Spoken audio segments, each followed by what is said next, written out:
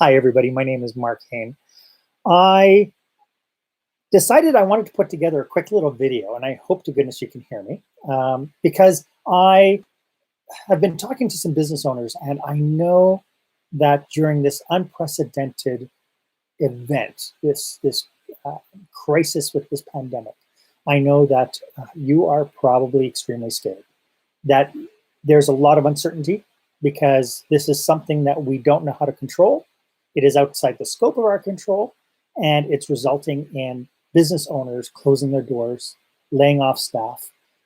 They're scared because they have very little income or no income at all. And you have things like rent due and still have fixed costs to have to manage, and it is a really tough time.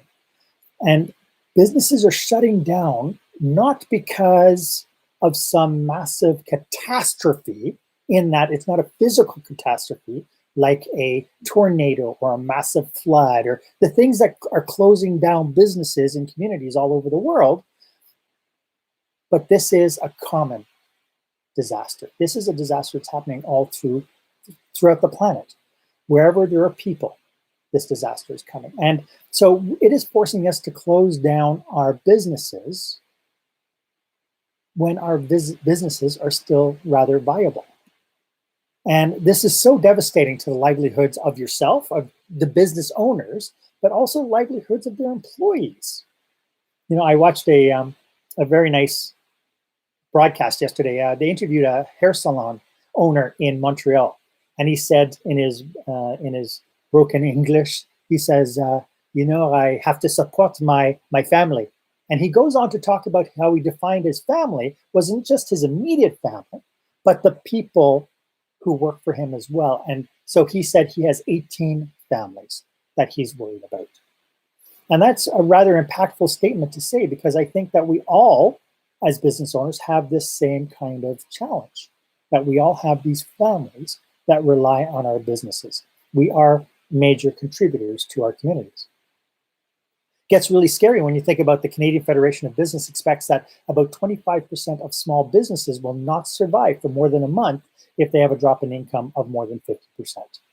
And that is really scary, to be able to have to look at your business. And I can't imagine what that must feel like if you're one of them, that you can look at a line in the calendar and say, if it continues past here, we no longer have a viable business. And I'm really hoping that that is not you. My background is hospitality and tourism.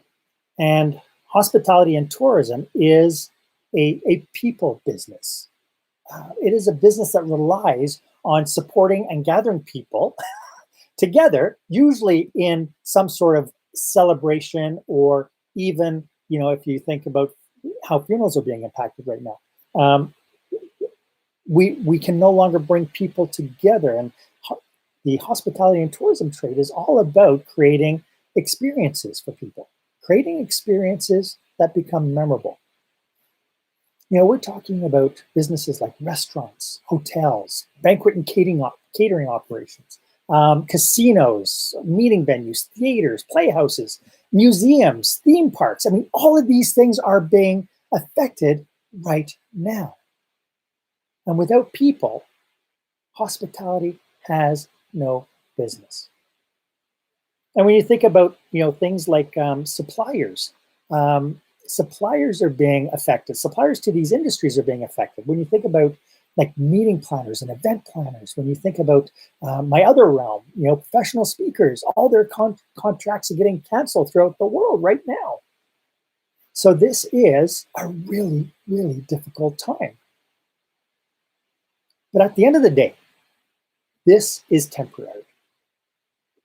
What makes it painful is we don't know when it's going to end, but it will at some point end. There will be a new reality with this disease that we haven't realized yet. And whether that's going to be vaccines or whatever is going to become that new reality, it will change. Human history is full of times when catastrophic events have taken place, and mankind has not only been able to survive, but it's been able to thrive. And I think this is no different. But it is scary, because by all reports, we still have, I think yesterday they said 4 to 5 weeks in Alberta from the pandemic hitting its peak. That's 4 to 5 weeks before we see the worst of it. So this is not going to go away quickly. But I do believe that in the throes of chaos, new opportunities will emerge. But I think it's only going to emerge if you are ready for that. So I'd like to maybe share 3 points of focus with you that we could maybe talk about. The first, and please feel free to throw something in the chat window. I'll try to keep my eyes open for it. But 3 points of focus. First of all, we must look after people first. There is absolutely nothing more important than the health and safety of people. And we're talking about, of course, yourself and your families, but your staff and their families. We're talking about our neighbors. We're talking about our customers. We're talking about our communities. You know, just before I went live here, I got an email from IGA, from Sobeys, saying that they are creating community funds now, so that operators within their communities can do whatever they need to help support the communities in which they operate. To me, that is wonderful corporate citizenship. And so we have to be out looking first and foremost towards our people before we do anything else. The other thing that we need to do is we need to really look at our communication. We really need to stay in tune with what's going on. And I know it is so tough to be turning on the news every single day, and all we're hearing is the devastation that COVID-19 is creating havoc around the world. It's really tough, and it is a horrible situation. But having to listen to it is even harder. Sometimes mentally it's hard.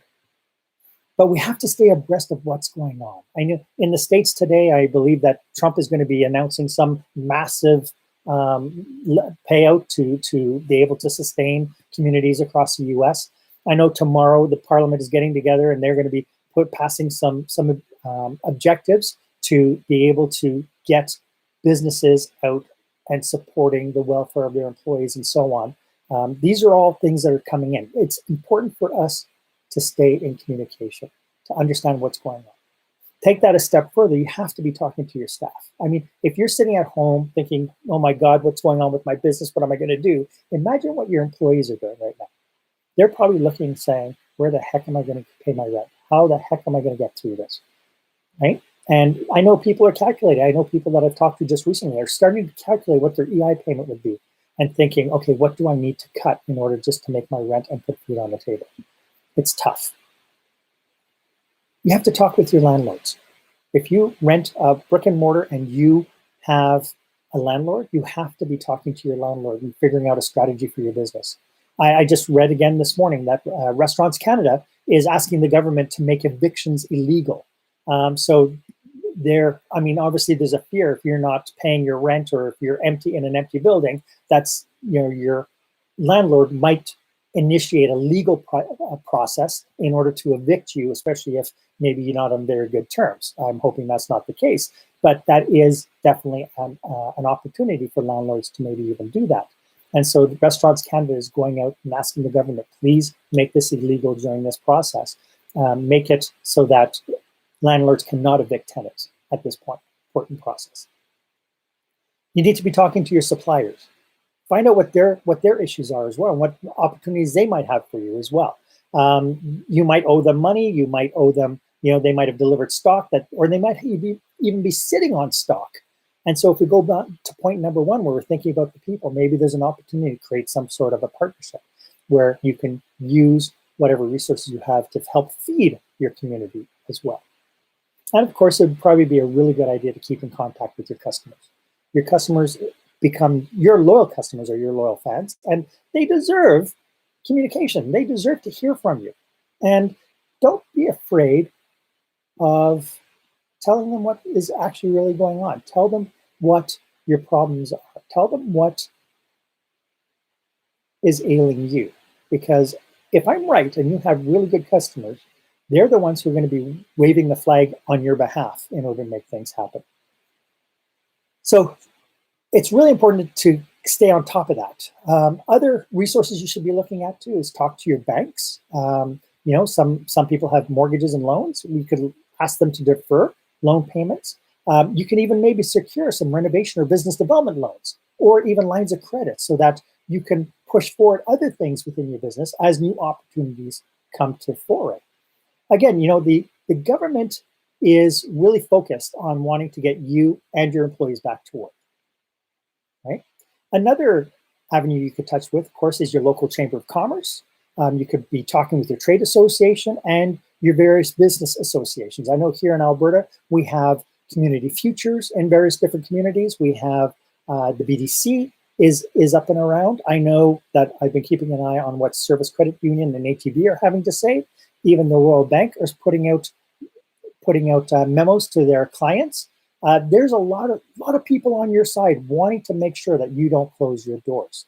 And so with the government being really motivated to get people back to work, there's going to be a ton of programs out there that you might be able to take advantage of. And then point number 3 is think about the future of your business. And I don't mean sit there going, oh my goodness, my business it's terrible. I don't mean think of it in that context.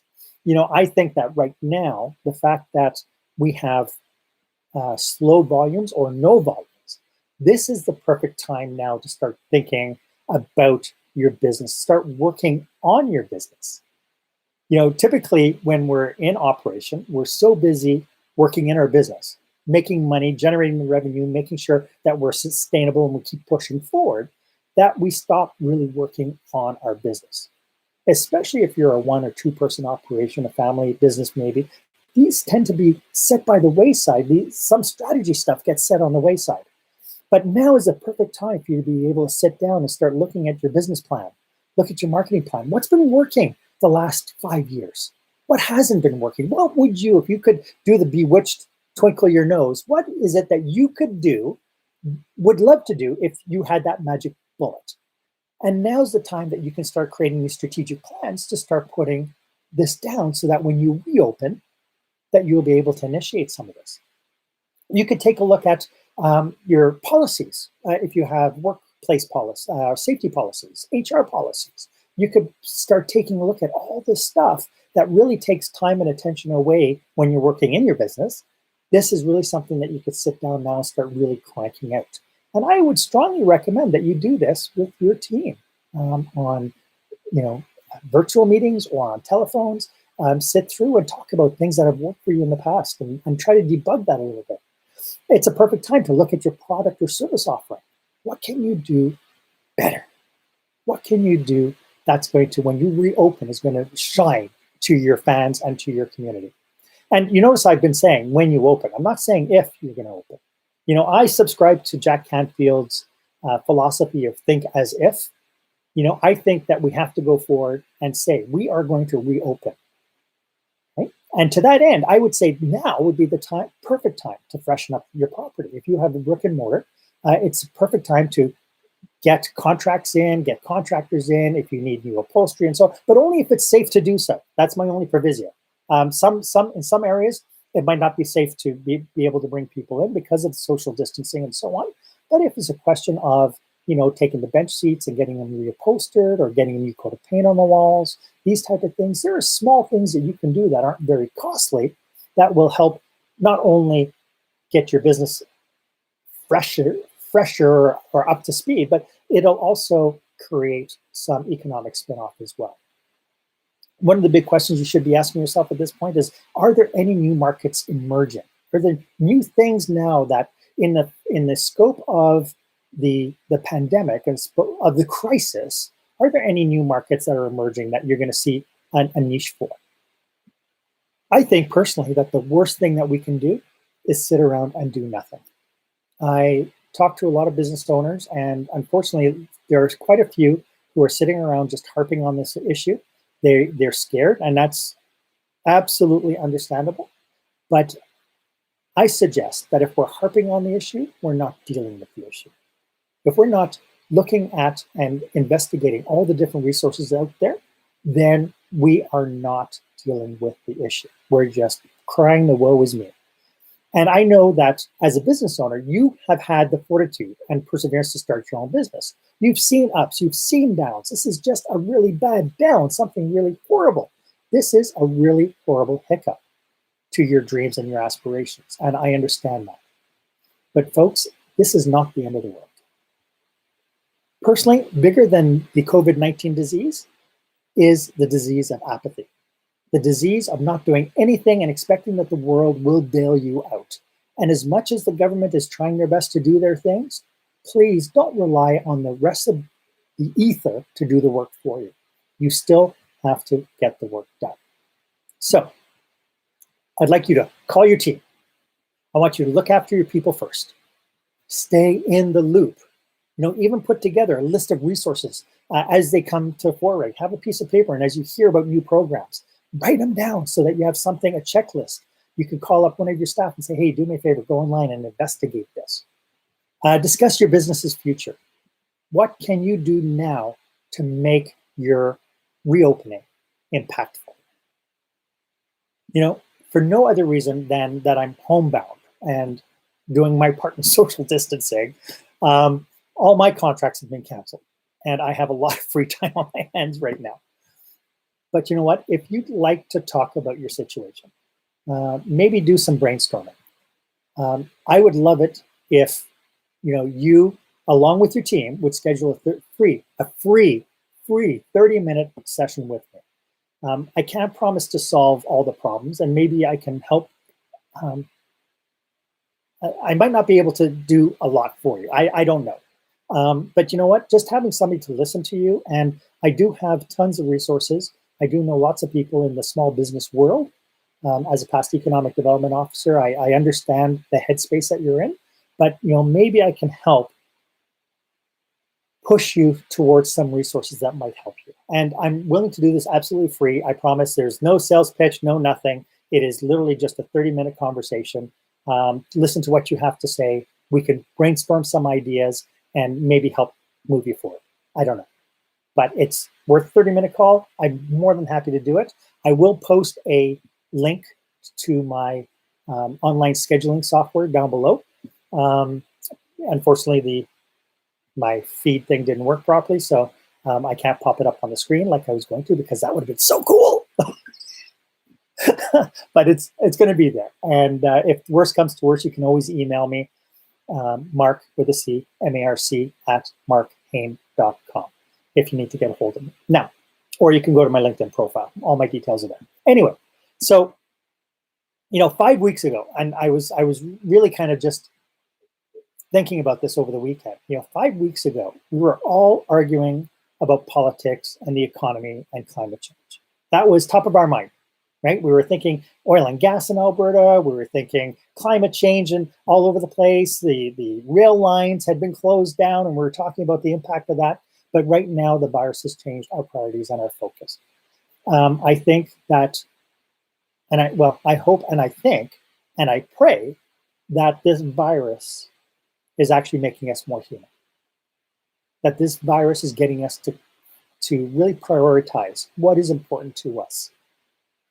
And first and foremost, I think it is going to be people in our communities. And this is where our small businesses are set up. I mentioned it before. If you are a business owner, this is a hiccup. It is something that we will tell our grandchildren about and will go down in history as a dark time, just like we're talking about, all the Spanish flus and all the plagues that happened before. So this is a dark time. But I truly believe if you take steps now to continue to develop and hone your business, even if it's closed, you can be like the phoenix rising from the ashes when this is all over. I think that you can reestablish, reinvent, and restore something that is actually better than what you had before. I'm glad we could spend this time together. My name is Marc Haine. Please dare to be the exception. Thanks for joining me today.